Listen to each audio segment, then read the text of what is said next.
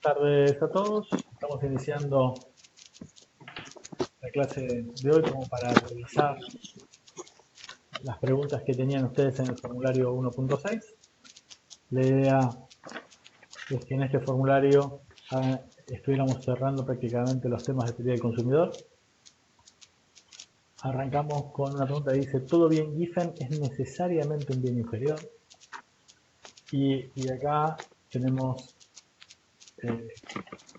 la respuesta que ustedes han planteado. La mayoría de ustedes contestó correctamente que efectivamente es verdadera, y esto se corresponde con la definición de lo que es un bien Giffen. ¿Se acuerdan que un bien Giffen tenía que ser necesariamente un bien inferior y un bien muy inferior? De hecho, como para que el efecto ingreso lograra más que compensar al efecto sustitución y hacer que ante una suba en un precio, en lugar de bajar su demanda, tal cual indica la ley de la demanda y tal cual siempre sucede mirando exclusivamente lo que es el efecto sustitución, logremos sobrepasar ese primer movimiento y hacer que tengamos ante una suba en un precio un aumento en la demanda, o ante una baja en el precio una baja en la demanda.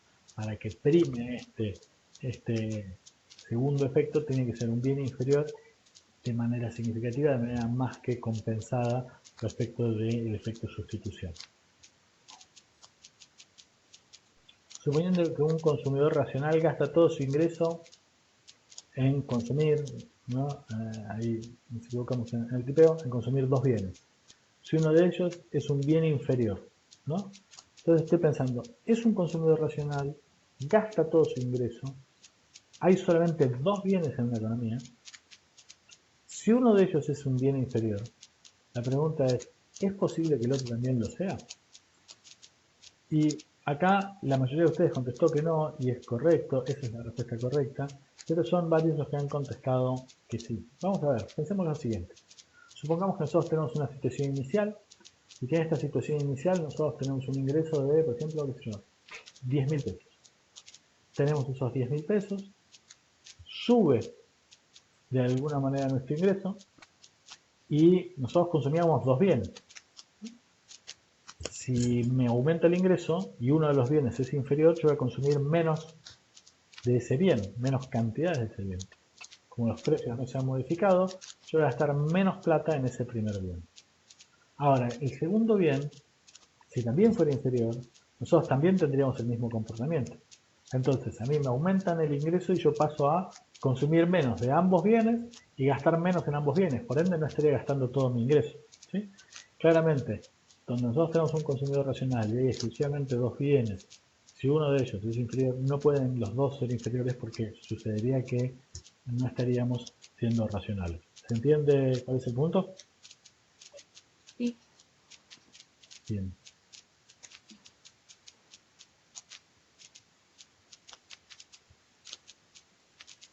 Siguiente pregunta.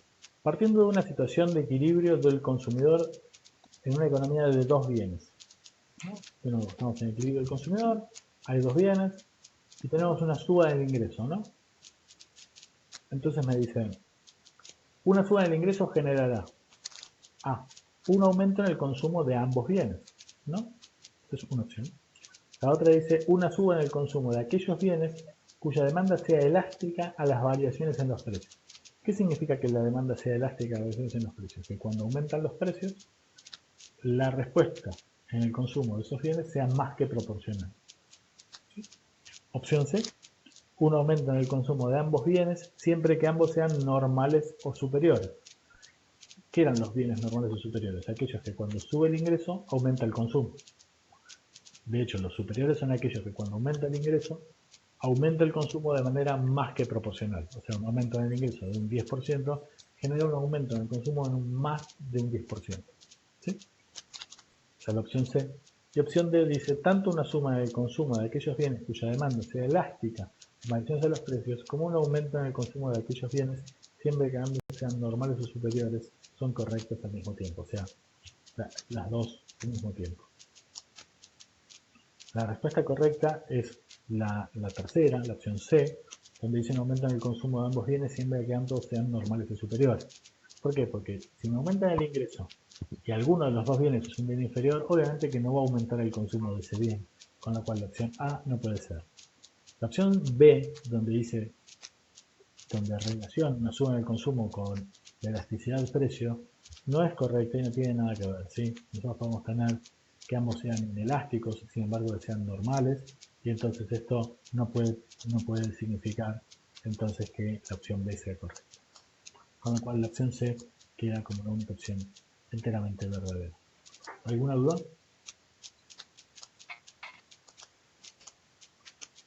Siguiente pregunta. Una curva de Engel representativa de un bien Giffen. Recordemos, la curva de Engel era aquella en la cual nosotros teníamos en el eje X las cantidades demandadas de un bien y en el eje Y teníamos la cantidad de ingreso o renta que tiene una persona. Con lo cual, lo que estamos relacionando es nuestro consumo en función de la renta. ¿Sí? Una curva de Engel representativa de un bien Giffen, dice opción A, tendrá pendiente negativa. Si tiene pendiente negativa, eso significa que a medida que aumenta la renta, cae la demanda, caen las cantidades compradas. ¿Sí? Esa es la opción A. Opción B, tendrá pendiente positiva, es decir, que cuando aumenta la renta, aumenta el consumo. Opción C, tendrá pendiente negativa y será elástica el ingreso. ¿Eso qué significa? Significa que tiene pendiente negativa y cuando aumenta el ingreso, disminuye porque es negativa, disminuye el consumo más que proporcionalmente. Y la opción D es, tendrá pendiente positiva y será elástica el ingreso, con lo cual aumenta el ingreso, aumenta el consumo y lo hace más que proporcionalmente. La respuesta de la pregunta esta es, como ustedes lo ven acá, que tendrá pendiente negativa, porque no necesariamente va a ser elástica al ingreso. Lo único que necesitamos es que el efecto ingreso sea más importante que el efecto sustitución, ¿sí? Pero no necesariamente que sea mayor a 1. ¿Entiendes? ¿Alguna duda? Sí. Bien.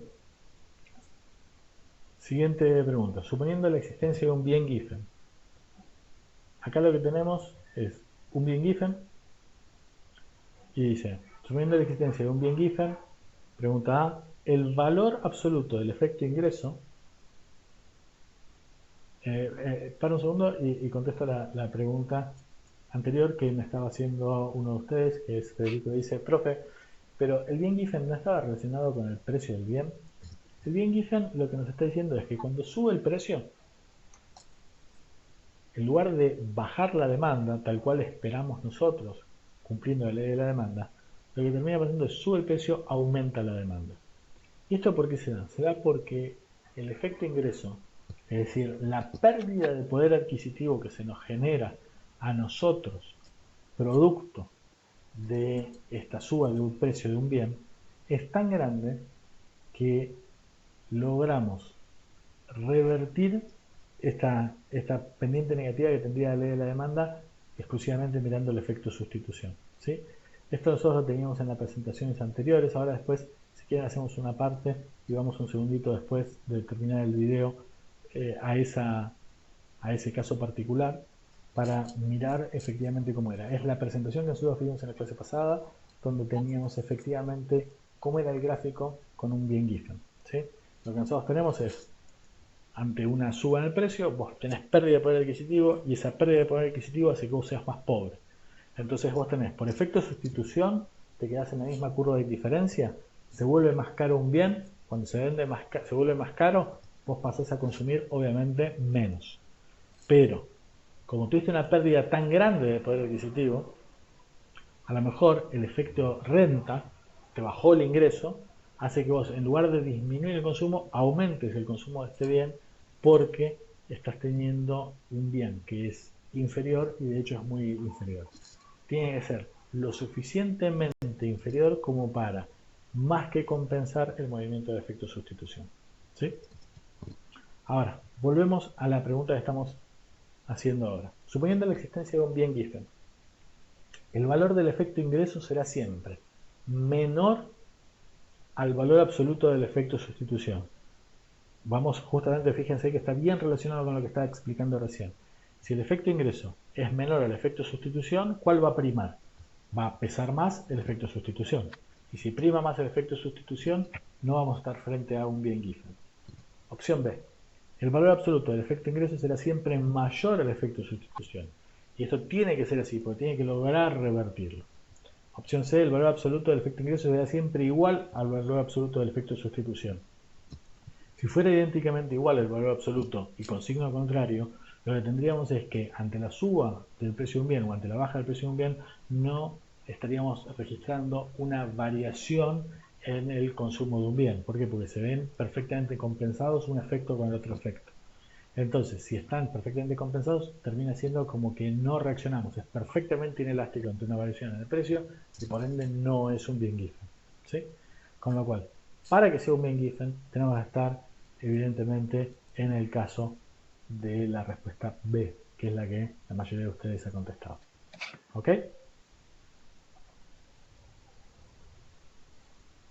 Siguiente pregunta.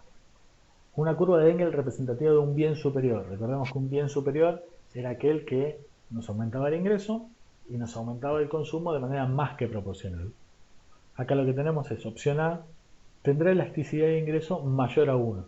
Si la elasticidad de ingreso es mayor a 1, significa que aumenta el ingreso en un 1% y aumenta el consumo más que un 1%. Opción B, tendrá elasticidad precio mayor a 1. Y si es elasticidad de precio, es que cuando sube el precio, si ahí está planteado, reacciona más que proporcionalmente. Claramente la curva de Engel no está mirando elasticidades de precio, sino está mirando elasticidades ingreso. La opción C tendrá elasticidad ingreso menor a 1, es decir, que se mueve pero de manera menos que proporcional, o la opción D tendrá elasticidad precio menor a 1, con lo cual la respuesta correcta claramente es la respuesta A, donde dice tendrá elasticidad de ingreso o elasticidad de renta mayor a 1. ¿Ok? Pregunta 10. Dado un consumidor cuya canasta está compuesta por dos bienes, X e Y normales. Si solo aumenta el precio de Y, aumenta el precio de Y, se vuelve más caro el bien Y, en el nuevo equilibrio que se alcanza manteniendo constante el nivel de utilidad. Es decir, yo voy a estar sobre la misma curva de diferencia. Aumenta el precio de Y, el bien Y se ha vuelto más caro en términos absolutos y en términos relativos respecto al otro bien. Dice, opción A, las cantidades demandadas del bien Y serán menores. B, las cantidades demandadas de X serán mayores. Opción C, las cantidades de X serán menores y las de Y mayores. Y la opción D, tanto A como B. Es decir, van a ser más chicas las cantidades del bien Y, que es el que se volvió más caro, y van a ser al mismo tiempo más grandes las cantidades del bien X, que es el que ha mantenido constante el precio. La respuesta es obviamente D, porque nosotros estamos manteniéndonos en la misma curva de indiferencia, con lo cual, al volverse más caro el bien Y y estar nosotros con la posibilidad de mantenernos en la misma curva de indiferencia, tenemos garantizado que estamos mirando solo efecto de sustitución y pasamos a consumir menos de un bien, y como vamos a mantener constante el nivel de utilidad, tenemos que compensar de alguna manera esta pérdida de cantidad del bien Y con una mayor cantidad del bien X. ¿Sí? Necesariamente tienen que pasar las dos de manera simultánea, porque si no, no estaríamos en el mismo nivel de satisfacción que teníamos originalmente. ¿Está claro? Siguiente pregunta. Ante una baja en el precio de equilibrio, la variación del excedente del consumidor será respecto a la variación compensatoria, suponiendo un bien normal. Acá vamos a estar haciendo un alto. Acá yo sé que esto es difícil, es un resultado difícil, porque aparte no está expresamente incluido esto en todos los libros y en toda la bibliografía y demás. Por eso voy a hacer un alto en este punto. Nosotros la ponemos de manera deliberada, la estamos poniendo acá como para que ustedes lo aprendan y lo vean. Vamos a ir leyendo parte por parte la oración. Ante una baja en el precio de equilibrio, es decir, se vuelve más bajo el precio de las manzanas.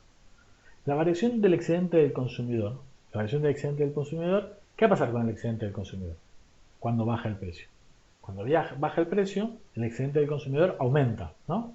Porque en lugar de comprar las manzanas a 100 pesos, pasamos a comprarlas a 80 pesos, con lo cual pasamos a comprar todas las manzanas que veníamos comprando a un precio más bajo.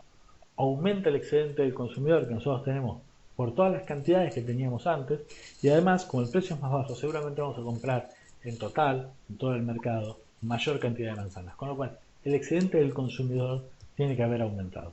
Y acá me está diciendo, la variación del excedente del consumidor será respecto a la variación compensatoria, suponiendo un bien normal. Y acá vamos a ver, ¿qué será esto de la variación del excedente del consumidor y qué será la variación compensatoria?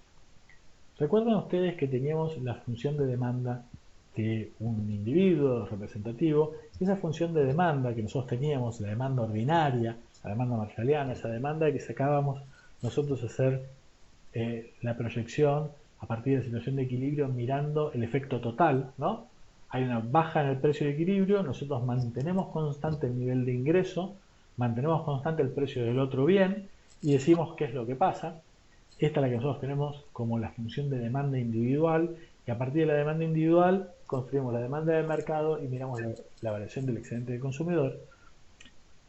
Esto es lo que nosotros tenemos suponiendo, como les estoy diciendo, que se mantienen constantes las otras variables. Ahora, la variación compensatoria, ¿qué hace? En lugar de trabajar con la función de demanda ordinaria, lo que hacemos es lo mismo que la variación del excedente del consumidor, pero mirando, en lugar de la demanda ordinaria, la demanda compensada. Esa demanda que mantiene constante el nivel de utilidad. ¿Sí? Esa demanda que tiene constante el nivel de utilidad. La que miraba solamente el efecto de sustitución. Solamente el efecto de sustitución. Y acá me está diciendo, suponiendo un bien normal. ¿Por qué suponiendo un bien normal? Cuando baja el precio, para nosotros nos aumenta el poder de compra. Aunque nosotros mantengamos constante el nivel de ingresos, nosotros es como que somos más ricos, tenemos más poder de compra. ¿Por qué? Porque se volvieron más baratos los bienes, o al menos uno de los bienes que nosotros estamos comprando. ¿Sí?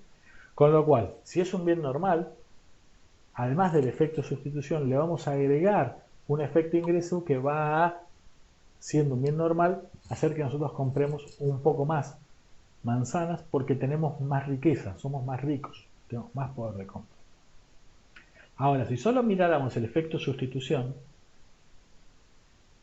no tendríamos este refuerzo adicional que tenemos por el efecto ingreso. Con lo cual, ¿qué va a ser más grande? ¿El excedente del consumidor o la variación compensatoria? Y acá tenemos las cuatro opciones. Opción A me dice que la variación del excedente del consumidor va a ser mayor. La opción B dice que va a ser igual. La opción C dice que va a ser menor. Y la respuesta D es que ninguna de las anteriores, como que no estuvieran relacionadas ambas cosas. Y acá se ve claramente que la respuesta es mayor. ¿Por qué? Porque justamente en el efecto que nosotros estamos mirando total, es decir, donde tenemos sustitución e ingreso, cuando baja un precio, nosotros tenemos que el efecto ingreso juega adicionándose al efecto sustitución y por ende la variación del excedente del consumidor es más grande que si no estuviera ese efecto ingreso. ¿Se entendió? La hice un poco larga, pero traté de hacerla lo más claramente posible para explicarla de manera online. ¿Hay dudas?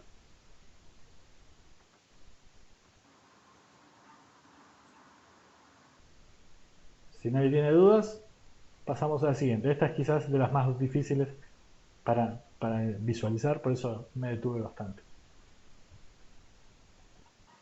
Bien. Siguiente pregunta. La función de demanda compensada de un bien. Ahí Ricardo Vázquez está diciendo que no entendió la última parte. Me parece bien. Vamos a escuchar esta pregunta que estamos acá y volvemos, Ricardo, si no la terminas de entender la anterior, mirando esta. Acá dice, la función de demanda compensada de un bien tendrá igual pendiente que la función de demanda ordinaria, es decir, la función de demanda que nosotros derivamos, que sacamos, que obtenemos, va a tener igual pendiente que la demanda ordinaria, que la demanda que mira el efecto total, no solamente el efecto sustitución, y te dice 4 opciones. Dice, para que ambas sean iguales y tengan igual pendiente, dice, cuando la elasticidad de ingresos sea mayor a 1.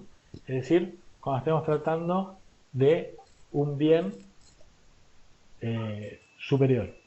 Opción B, cuando la elasticidad de ingresos sea menor a 0. Es decir, cuando sea la elasticidad de ingresos negativa, es decir, cuando estamos frente a un bien inferior. Opción C, cuando la elasticidad de ingresos sea igual a 0. Es decir, cuando ante una variación en el ingreso, la persona no cambie su consumo. Y la opción D dice A y B indistintamente. La opción correcta es cuando el efecto de ingreso sea 0, ¿sí? Cuando la elasticidad de ingreso sea 0.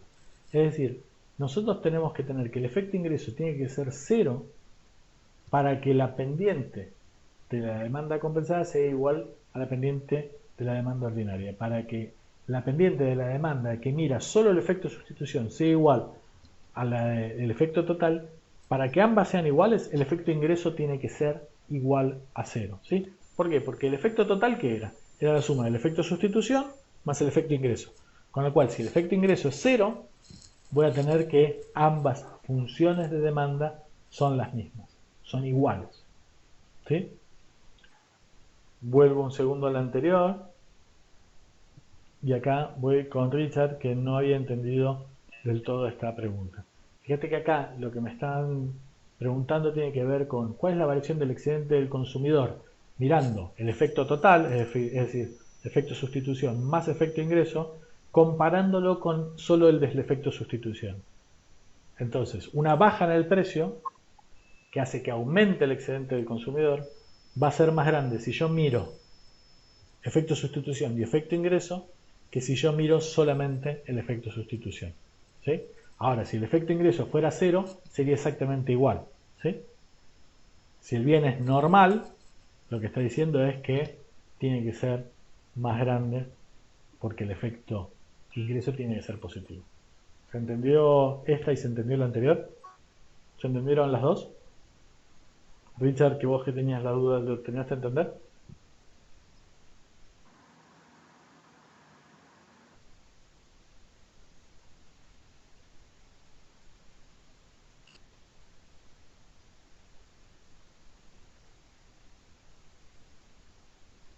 ¿Sí?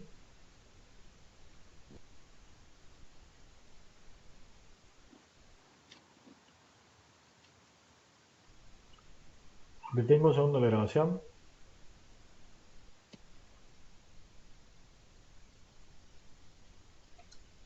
Miren este gráfico. En este gráfico lo que nosotros tenemos es el equilibrio del consumidor y el impacto en las variaciones de los precios. ¿Sí? En el panel que ustedes tienen a la derecha, en la parte de arriba, nosotros tenemos un punto C inicial. Y en ese punto C inicial que nosotros estamos mirando, podemos pasar a un punto que está abajo a la derecha y después a otro punto que está arriba a la derecha. Tiene estos tres movimientos. En cada uno de esos movimientos nosotros lo que tenemos es que lo que ha variado es el precio del bien X. ¿Sí? ¿Qué es lo que significa esto? Cuanto más bajo es el precio de bien X, mayor es nuestro nivel de consumo. Esto es lo que nosotros estamos teniendo. De ahí sacábamos la curva de demanda. ¿Sí? Esa curva de demanda individual que nosotros tenemos es la que después vamos a utilizar para tratar de ver qué es lo que pasa con la variación del excedente del consumidor. Fíjense que a medida que baja el precio, aumenta el excedente del consumidor. ¿Sí? Y en este gráfico se ve claramente que nosotros estamos mirando qué cosa. El efecto ingreso y el efecto sustitución, los dos sumados, porque esta función de demanda que estamos teniendo tiene los dos efectos sumados. ¿Sí? Esta es la curva de demanda ordinaria que nosotros estamos utilizando. Ahora vamos a ir al gráfico donde tenemos la posibilidad de descomponer efecto sustitución, efecto ingreso y efecto total. El primer gráfico que tenemos acá muestra una situación de un bien normal y tratamos de ver cuál es el comportamiento ante una baja en el precio. Se vuelven más baratos los bienes X. ¿Cómo se vuelven más baratos? Aumenta mi conjunto de posibilidades de consumo. ¿Sí? Es como que soy más rico porque se hizo más barato ese bien. Y nosotros podemos pasar del punto C al punto B final con un nivel de satisfacción más alto. Ese movimiento que nosotros tenemos tiene los dos efectos. El efecto sustitución, que nos pasa del punto C al punto D, que está en la misma curva de indiferencia. Ahí lo que nosotros tenemos es un cambio en precios relativos, mantenemos constante el nivel de satisfacción y por ende solo es efecto sustitución. Y después tenemos el movimiento de C a B, donde mantenemos constantes los precios y lo único que tenemos es un cambio en el nivel de gasto que nosotros tenemos. Nosotros gastamos más plata en la canasta B y pasamos a consumir una canasta que nos permite tener un nivel de satisfacción más alto.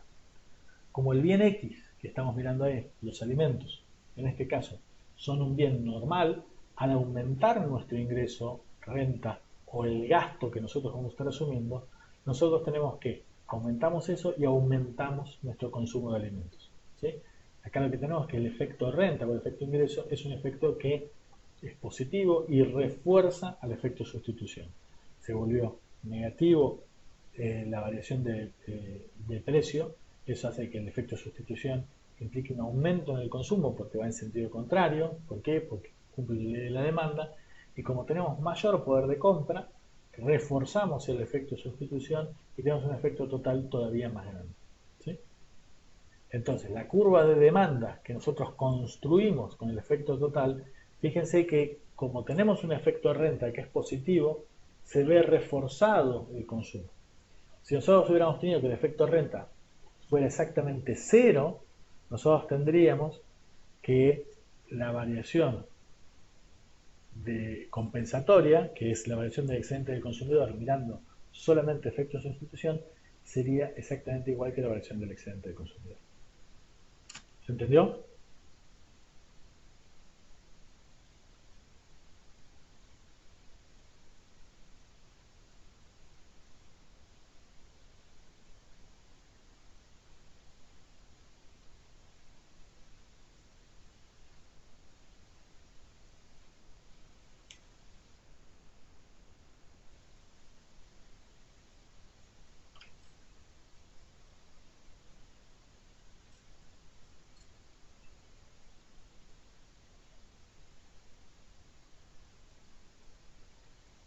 Volvemos con la presentación que estábamos teniendo.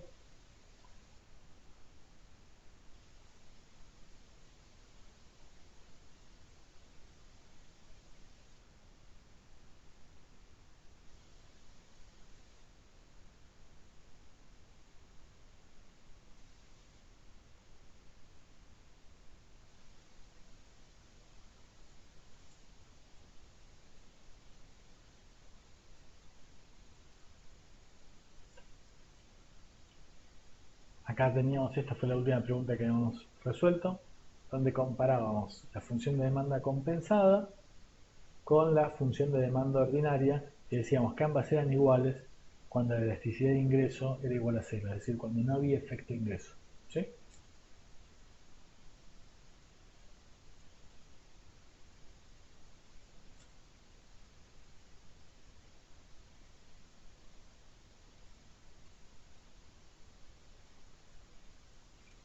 Ahora, lo que nosotros tenemos en esta es un mercado de un bien que está en equilibrio, en competencia perfecta, ante un incremento en los costos de producción, y acá me está dando cuatro opciones, ¿no? Tenemos un bien en competencia perfecta, aumentan los costos de producción y tratamos de ver cuáles son los efectos. Estamos tratando de entender y juntar los efectos como vamos a estar haciendo al cierre de competencia perfecta. Opción A, ajustará incrementando las cantidades y el precio de equilibrio, ¿sí? Aumentan los costos de producción y dice, ¿qué es lo que pasa? Ajustará incrementando cantidades y precio de equilibrio. Opción B, ajustará incrementando las cantidades y disminuyendo el precio de equilibrio, ¿no? Aumentan los costos de producción, desde entonces incrementas el consumo, las cantidades final de equilibrio y disminuye el precio de equilibrio. Opción C, ajustará disminuyendo las cantidades e incrementando el precio de equilibrio. Y opción D, ajustará disminuyendo cantidades y precio de equilibrio. Acá claramente la opción es la opción C, ustedes lo han identificado mayormente bien, con lo cual tenemos que, obviamente, teníamos un shock del lado de la oferta, tratamos de ver cuál es el impacto en el consumidor y qué es lo que va a pasar en el equilibrio. Lo que va a estar pasando es, va a incrementarse el precio de equilibrio y van a disminuir las cantidades efectivamente que vamos a tener transadas en el mercado. ¿Sí? Con esto cerramos el formulario que teníamos para resolver. ¿Dudas? ¿Algo que quieran preguntar? Bien, cerramos entonces el formulario 1.6.